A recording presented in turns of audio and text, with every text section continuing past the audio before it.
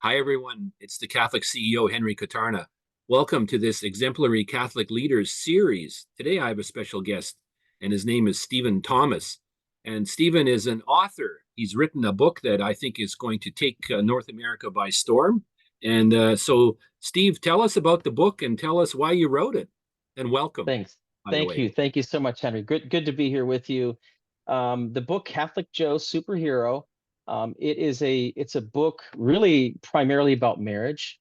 And one of the things that if I can get theological on you, one of the things that really impressed upon me was Our Lady of Fatima when she said the final battle would be over marriage. And so marriage is something that I've got a white hot passion for, and that comes from a number of different things. But so it's about marriage. It's about there's a lot of military, a lot of action, and the reason I wrote it is because for so long, for decades, especially men, Catholic men, have just been getting our behinds kicked. We're constantly on the defense. We're constantly playing defense, and I thought, you know what? I'm tired of losing. I mean, not that we don't embrace the cross, right? But Catholic Joe really is somebody that is meant to give hope and courage to men, and that's what it does. Is it will bring courage, and really lift them up. And there's a lot of other reasons that I can name a number of different reasons why I wrote it. But the main thing really is to lift up men and to help really to turn them back to their wives and their families, because that's what we need. If you look at the the last prophet of the Old Testament, Malachi, the last chapter in Malachi, it talks about the coming of Elijah, right, the prophet, and one of the prerequisites is that really to turn the hearts of fathers back to their children and children to their fathers. So that's what I'm trying to do, is trying to really to bring the family back together to strengthen the family. I love it, Steve, because the current portrayal, as you know better than most, the current portrayal of men is that they're bumbling idiots, or the in the media or in Hollywood and in other portrayals of men, they're seen as bumbling, and the superhero, genre is now not masculine anymore. And so I understand what you're doing. So is that what you see out there? Like, you're doing this for a reason, and we were talking just before we broadcast here about St. Joseph being such a patron for not only the Catholic CEO, but for your work as well. Um, and he's an example of manhood for us all. So what do you see out there? Do you see this turning the corner, like your book and others? And by the way, thanks for sending it to me. I started it, and I'm going to finish it in the next few days on my travels. It's really an important piece of work, I think. But are we turning the corner, Steve, on this portrayal of men? Well, so I would say yes. I mean, right now, if you look at everything that's out there, there's so many indicators, I think, that show that things are starting to change. There's again, look at all the men's groups, men's movements, where they realize that there's a huge gap and there's a huge chasm between what it means to be a man, and that's even myself. So I was raised and brought up in divorce. So my father was an alcoholic. He was gone constantly. And he just, again, his father left him when he was young. So we've got this whole culture of divorce, which has just left I call it the crucible of divorce, right? It's something that it just really beats people down, and especially men. So I think there's that gaping wound. I think that, through God's grace, through things like this book, again, this book, Catholic Joe he's a tough mother. I mean, he's masculine, he's virile, but he's still compassionate. He's still focused on his family. He's like, again, I love the fact that I can create my own reality, right? So as I'm writing this thing, I'm like, what type of what would I like to be? And so, I've created this figure that, again, he's Lieutenant General, ex-spec ops, really is the most dangerous man on the planet. But he loves his children, he loves his wife. Not to say that he's perfect. He goes through a number of things where he's got his own deficiencies and whatnot. But yeah, I'd say that the culture and everything that's going against the culture, it doesn't look good. but the seeds again. I always tell people, when they get discouraged, I'm like, hey, don't worry, that the triumph of the Immaculate Heart has already begun. We just don't see it. You know what I Right. mean? And this book is a I like you said, I really think it's going to take hopefully the Catholic world by storm, because it's something that's so needed. It's just there's this just gaping hole that needs we need the masculine. We need that role model. And so leave it to God to use a fictional character to help turn the church around, right? Exactly. And the good news, as you just mentioned, is that we know how the story ends. We know how it all works out in the end, in terms of the triumph Oh of the yeah. Immaculate Heart and also God's will on earth. We know how it's going to end. But I love the start of the book. I as I mentioned to you, I'm just beginning it now, and certainly we want everybody to take a look and to pick it up. And I'll ask you in a few minutes here where we can find that book. But I love the beginning where he's getting on this aircraft and he sits down and he has a little a shot of some really good single malt whiskey, and then he pulls out this treasured rosary of his. I'll say no more because I don't want to get into I don't want to mess up your opportunity for people to understand the story. But it starts off really impressively, I thought, because this tough guy gets on Yeah. this aircraft and he pulls out his rosary, and that's where I am. Right. So I think Right. it's So a great start. right, he's got a whiskey in one hand and the Yeah, rosary in the other, and yeah, it's like, you know what? Hey, Chesterton would be proud, right? Um, absolutely, absolutely. Yeah. So let's talk more about Steve. You're an observer because when an author puts a story together, if I may say so, you're using all of your life experience and that of other people to weave a story to portray something here. But what is the we're talking about turning the corner. What's the situation out there for a family who's trying to cope? Let's say they have children, they're going to be college age soon, or even elementary and middle school, that sort of thing. What do you see out there? What are they facing? And in a second, I'm going to ask you how we fix that. Yeah. So obviously, the family. Again, I mentioned before, the final battle, right, is over the family, and Satan has done a really good job. I mean, he's done a really good job of really attacking the family, and families are being pulled apart. The education has become corrupt. I mean, if you look at the universities and all the public schools, totally corrupt. I mean, I would never send kids to. We homeschooled our kids. I remember Father James Harden, this is probably 35 years or more so ago. He said the hope of the church, and then he corrected himself. He said, no, the hope of the world is homeschooling, and here's why. And he talked about how everything with education, what was going on, which he saw really decades ago. So yeah, so it's a dire, it looks dire, but I would say um, that you families out there, so any of you families, young moms, first of all, young mothers, you've got all these kids, you have the most noble vocation on the planet. I mean that. The most noble vocation. And you families that are open to life, you are the hope, and you will be the hope, and you will be the reason that things turn around. I call you the new patriot in the book, Catholic Joe. You are the new patriot. Just like the patriots before sacrificed so much, you are the new patriot, and we're just, we're gonna out baby them, right? We're open to life, we're open to children. So I'm very optimistic. I know that the battle is still going to intensify. But the thing is that, again, we've got the beauty of our faith, we've got the sacraments, the beauty of marriage that the church teaches, and which is woven throughout the book. Um, we've got so much, and just so you know, this book was originally written for men, but women love this book. I Mhm. mean, so my mother-in-law, she goes, I couldn't put it down. It was like 2 a.m. My eyes were burning. I couldn't put it down. And here's another good story. Mm. So Henry, so my sister she's highly educated, very liberal. We're totally, different extremes. And she goes, I think I'm gonna read your book. And I go, oh geez, are you sure? And so anyways, You know what you're getting. surprisingly, yeah, I thought, yeah, Thanksgiving dinner should be great conversation. No, Mhm. but she read it, and what she told me is that she goes, I never realized how deep and how beautiful our faith was. And she came back to the faith. Mhm. Praise God. I mean, praise God. But it really does, it shows the beauty and the depth and the richness of our faith.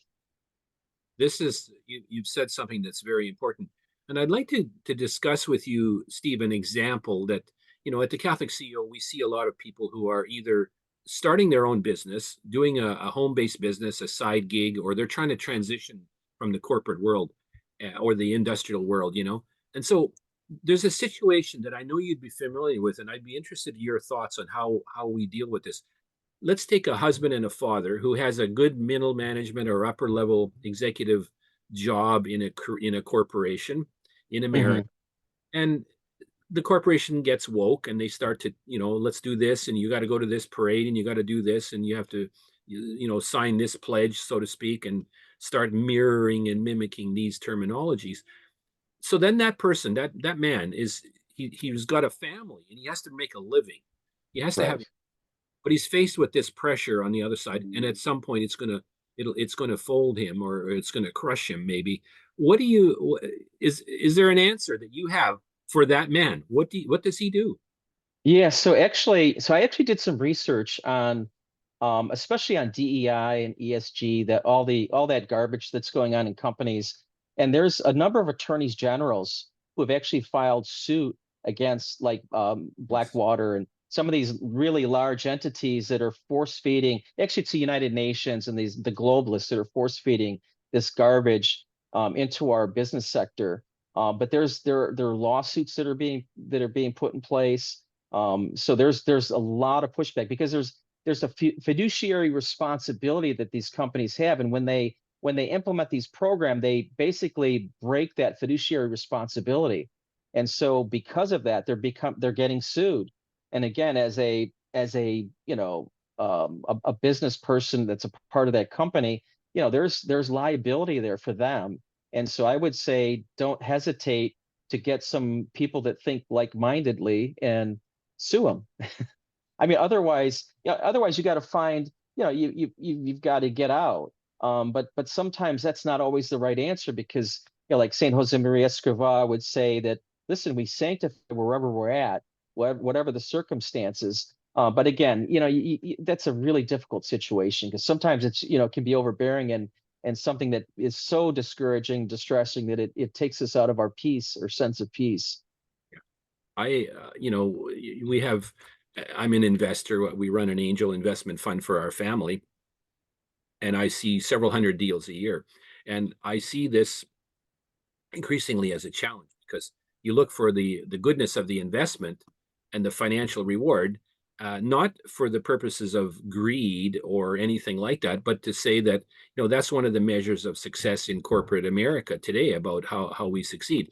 But if you add these other factors in that have nothing to do with business, uh, it's a challenge. So I can understand what you're saying, and it's intriguing to hear about the lawsuits. I've heard of some of this as well. So Mhm. so that's a dilemma for the husband and the father. He's got to choose between his faith, you could say, and his family or his income. It's a Yeah. challenge. Let's take a look at the family at home then. So a spouse, a mother, a wife. She's, let's say, working with the children, maybe in the home, homeschooling or not, but working in the home and not out in the corporate world herself, let us say. What do you say to her about the dilemma that the husband is in? And then let's talk about the children. Let's say there's older, teenage children about to go off to college. What would you say to them if they're in a Catholic family? They might be well aware of what the world is doing to us. Further advice from you, Steve, on this topic. Yeah, so for instance, well, let's start with the last. So children going away to college. First of all, I would do diligent research on the college. Again, there are some, public schools, state schools that are, um, again, every state school, every university has been infiltrated with socialism and communism and this Marxist philosophy. So really, they have to be grounded in, I would say, grounded in good, business economics, healthy, we'll call it a values-based capitalism. so so that would be the first thing. And also just, you obviously want to check for a Newman Center or some way that they can live their faith. That's important. As far as a mother at home, what can she do with her husband? And yeah, that's just a difficult situation. I mean, my wife, because our children are older now, she can work. She's got her own film company. So she helps, again, writing right now, you can't make a lot of money writing unless you just knock it out of the park. And even that, it just takes time. So, so it's just, again, it's a tough go. We pray a lot, we trust a lot. And I mean, just to give you an example, I said, God, I go, if you want to get this book out, again, we don't have two nickels to rub together right now. And so I had a gentleman who came up and said, listen, he goes, I want to buy you 10,000 books so you can sell them. And so I met with this guy. He was, probably in his 40s, uber wealthy, spent about 3 hours with me. And, at the end of it, he basically bought me 10,000 books to sell. Yeah, good. Yeah. Yeah. So, yeah, God so, bless you. we relied on God a lot for his providence, but I know that, with what you're saying is that, what can you do strategically? What can you plan as far as, what's in our control? Yeah, it's a great topic, and I ask it of you because it is asked of me a lot. People say to me, well, "How do I make that choice?" And they know what the right choice is. They know that we have to defend the faith and Oh, live for according sure. to the faith, and so it's a challenge, and it's a big challenge. So tell us, getting back to the book just for a moment. Um, Tell us something else about the book. Give us a little hint, a little taste of what else happens. I know without Oh, revealing the whole story, but give us another shot of well, let me tell you where the book came from. So I yes, told you I came through divorce, but I also walked a pilgrimage with a group of men, a small group of men, probably about 12 of us. We walked about 4,500 miles in the form of a cross across the United States. So we yes, were praying, yeah, we were praying. And again, I'm not like a marathon runner. So sometimes like every step we're going through the Appalachian Mountains, and every step is like agony, and we're just, again, praying for marriage, praying for our country. And so I really think that, from those sacrifices that we made, that's where the grace really came from to write the book. And as far as some of the red meat in the book, oh my goodness, so let me give you one. So do you sure, remember a gentleman by the name of Mark Houck, and his 7 children and wife, where the FBI raided their home in the early hours and yes, had, yes, M16s or guns drawn on, and kids are screaming. So mm, I was so disgusted by that. It just infuriated me that, that would happen in our country. And so I've got a chapter in there about where the FBI attempts to raid, Joseph Salvatore, who's the main, he's the protagonist, him and his family's house. And Joseph Salvatore is a strategic genius. And so, of course, the response is, let me just tell you that the response is different than it was for Mark Houck and his family. all right. This is a great hint as to what it is. And by the way, so thanks for giving us that little extra vignette there. I heard that on this walk that you did, I've been told, and one of your colleagues, you slept in the back of a cargo van. So God bless you guys for. We I Yeah, mean, we that's did, and yeah, yeah. tough. There's the bunks were about like this wide, and it was Right. like, and it was like, you know what? It's only temporary. So, and eventually, so we had a guy by the name of Randall Terry join us. Randall had started Operation, or was a part of Operation Rescue for many years, and so it was a great gift to be with him. And then when he came, we had a blast. I mean, it was hard, but we just had a blast, and just, the camaraderie, and, just sharing in the suffering. It's kind of like boot camp. I love it. I love it. Well, that's great. So, Steve Thomas, as we bring you to a close here, and definitely we'll have to have you back because there's more things, more topics we need to discuss with you. But where do we find you? Where do we get the book? We want to support your book. May God bless you sales wise as well as talent wise for further writings, maybe someday. Where do we find the book? How do we get it? Sure. And let me just one more thing. So Yeah. I don't know if I said this, but a lot of the book was written in the Blessed Sacrament Chapel. So a lot of it was written before our Lord in the Eucharist. There were some, Vinny has a foul mouth, so I'm like talking to Jesus, going, "All right, Jesus, how can I say this without, And so that was interesting. But people can go to CatholicJoeSuperhero.com. So CatholicJoeSuperhero.com, and they can get the book on there. That's the best. You can go on Amazon, but we don't make any money on Amazon. They don't give you hardly anything. So if you go on our website, I've got thousands of books coming now from that gentleman who donated them. So yeah, so that'd be great. Thank you so much. Appreciate Good. that. You're very welcome, and we want you to have every success with that because the laborer is worthy of his hire, and so we hope that you can do that. So, Steve, thanks very much for being with us. May God bless you, your family, and all your works, and let's have another visit at another time. Thanks very much, Steve. All right, sounds good. Thanks, Henry. Appreciate it. God bless. God bless. Thank you. Well, everyone, thanks for being with us today, and we'll look forward to seeing you next time. It's the Catholic CEO, Henry Katarna. God bless. God bless.